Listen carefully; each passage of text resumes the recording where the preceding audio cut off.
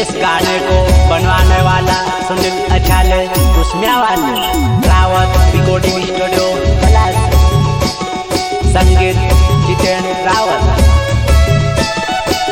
सुनील अछाले की झलक सबसे अलग।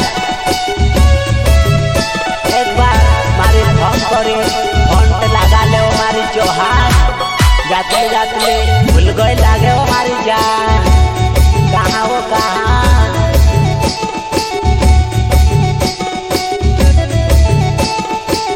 अपना गाना हो मैं गायक के बनी क्यों न तू बेवफा बनी गई, गाय को पड़ी चौहन में से तू छोड़ गई, गाय को पड़ी चौहन में से तू छोड़ गई। वो मैं गायक के बनी क्यों न तू बेवफा बनी गई, गाय को पड़ी चौहन में से तू छोड़ गई, गाय को पड़ी चौहन में से तू छोड़ गई। वाह सुनील अछाले का मोबाइल नंबर 80 855 13 383।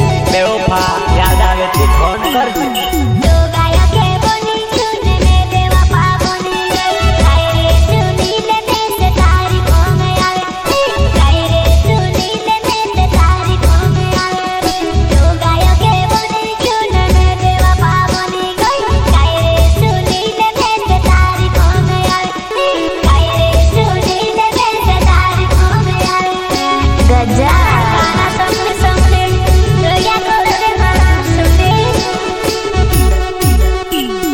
सुनील अछाले नावे मारो कुसमिया गावे, ओय गानो गाओ मारो फेमस कर दियो, ओय गानो गाओ मारो फेमस कर दियो। सुनील अछाले नावे मारो कुसमिया गावे, ओय गानो गाओ मारो फेमस कर दियो, ओय गानो गाओ मारो फेमस कर दियो। यही तो धमाका है सुनील अछाले का पगली।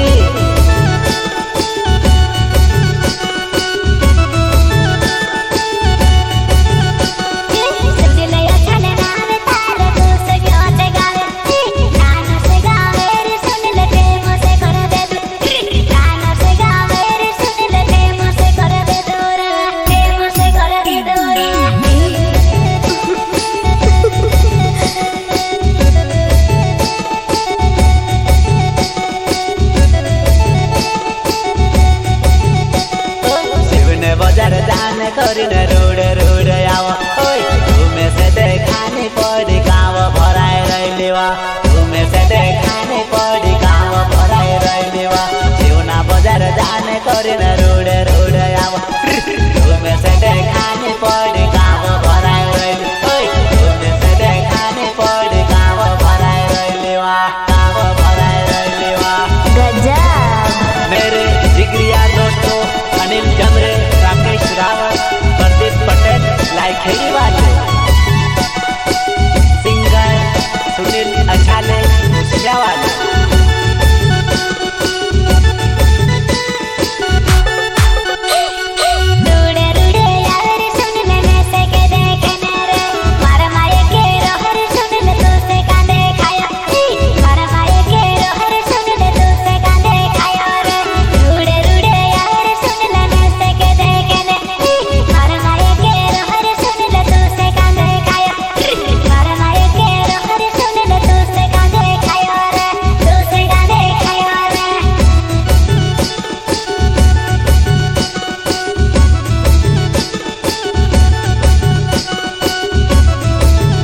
अछाले की झलक सबसे अलग हो, मोटा मोटा घर छोड़ी न लाड़ा तो बदले वो, कायवी को पड़ चौहन में से छोड़ी गई, कायवी को पड़ चौहन में से छोड़ी गई। वो मोटा मोटा घर छोड़ी न लाड़ा तो बदले वो, कायवी को पड़ चौहन में से छोड़ी गई, कायवी को पड़ चौहन में से छोड़ी गई। वाह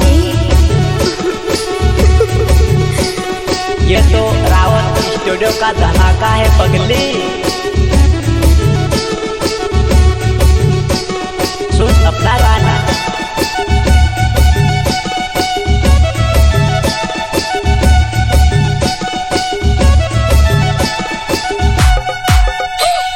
मोटा मोटा घर छोड़ने ला